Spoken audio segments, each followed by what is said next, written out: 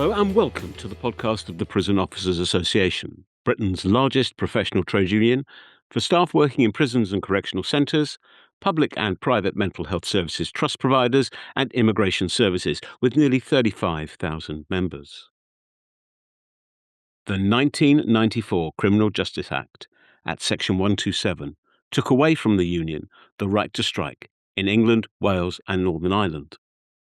The union has campaigned steadfastly and consistently since that time for a repeal of that prohibition.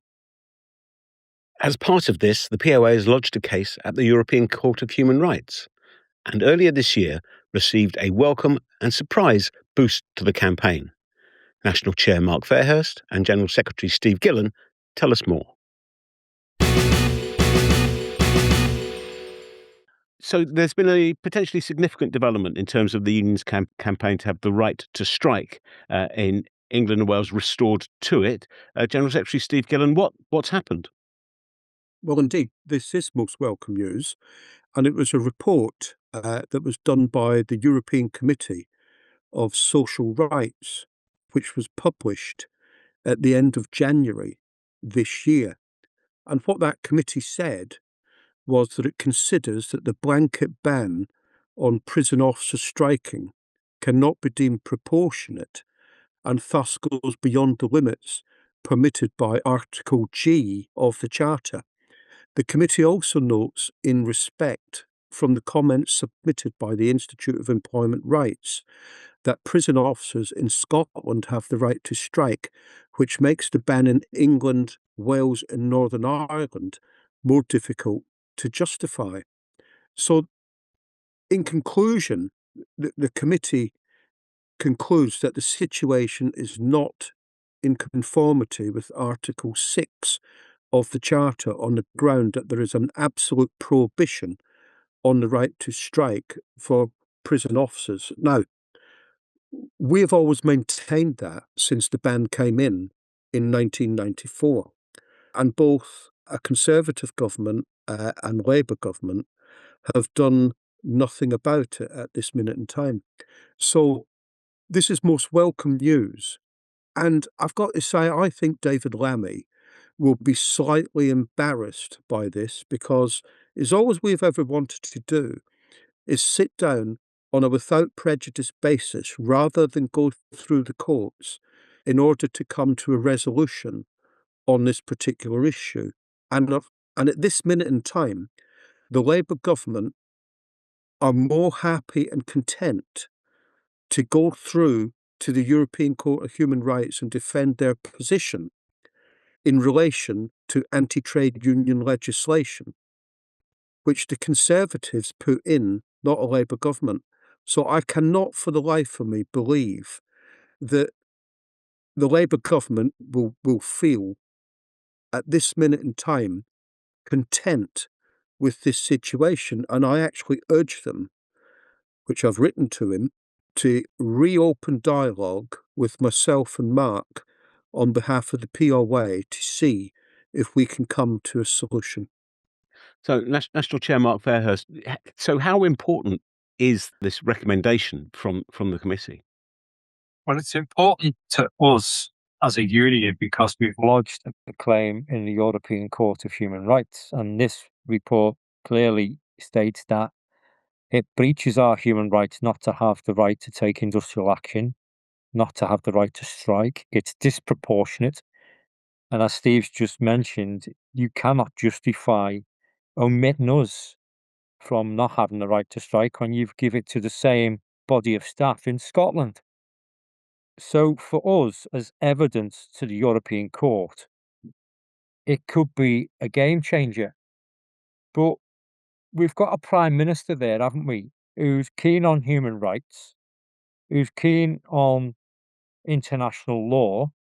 Well, this report is quite clear that you're breaching our human rights. So what are you going to do about it as a government? Yes, I mean it adds to the weight of evidence or recommendations or findings that are very supportive of the union's positions. Steve, you've written to the government. Do you expect a positive response? Well, look, the last time I met with David Lammy was in my capacity as TUC president, and Paul Nowak, the General Secretary of the TUC, accompanied me to that meeting because it was very much a political meeting.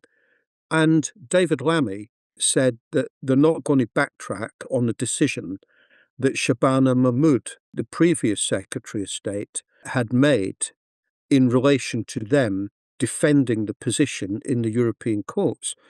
But this is a significant development because this is a decision of the Council of Europe. So, in principle, something that should be given great weight. And I urge him to get back round the table because they are just heading for embarrassment either way on this particular issue. So, government have got a choice to make.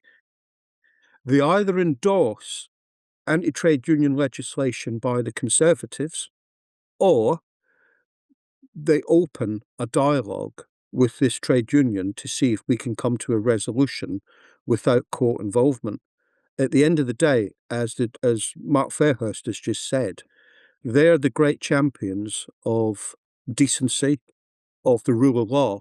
So let's prove it, because at the end of the day, they've now been told, and we've sent a judgment to them, that they've been told unequivocally that government are actually in breach of legislation, and they should right that wrong that the POA have suffered since 1994. We can't be any clearer. Do I think he'll come to the table? I'm hoping that he does. If not, then we will raise the roof in our campaign and it will embarrass them further. So I urge him, don't ignore this report from the end of January. It's far too important for that. Demonstrate that you do take this matter very seriously and have that dialogue with this trade union. Let's see where it leads to. Yes, indeed, and as you've said, Steve, the union's case to the European Court of Human Rights continues to progress. Mark, this will be welcome news, of course. Is there anything that branches and local representatives can do to continue and build support for the union in this campaign? There most certainly is, and I think we've got a really good chance of winning this court case. In fact, I think we will win it, and this evidence will help us win it. How embarrassing would it be for a political party born out of the trade union movement who supports anti-trade union legislation against this union? How embarrassing would it be when they lose this case, when we've given them the option to sit in the room with us and come to some agreement? So what can POA members and branch officials do? Get in touch with your local MP and ask them if they support the POA campaign to restore the right to strike for prison officers, because I never met a single one of them before they got into power who didn't support us. And now all of a sudden, when their constituents who happen to be POA members write to them, they couldn't possibly support prison officers having the right to strike. Well, I want to know why. Why are we so different? You can't say in one breath, we're not going to give you the right to strike back, and then the next say, but you can work till you're 68 years old. It's ridiculous. So I would urge people to contact their local MP, ask them a simple yes or no question. Do you support the right to strike for prison officers? And will you support us in our campaign to reinstate that right? It's a simple yes or no question, isn't it? And let's bear in mind that there is a general election which will soon be coming around in a few short years. They've not had the best of starts. They keep scoring own goals. This is yet another own goal on behalf of this government. They keep U-turning. They've done more U-turns than a learner driver. They keep reneging on their manifesto pledges.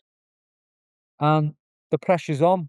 So if you want to be re-elected as my local MP, then you need to support our campaign to restore our right to take industrial action, up to and including strike action, because it breaches our human rights.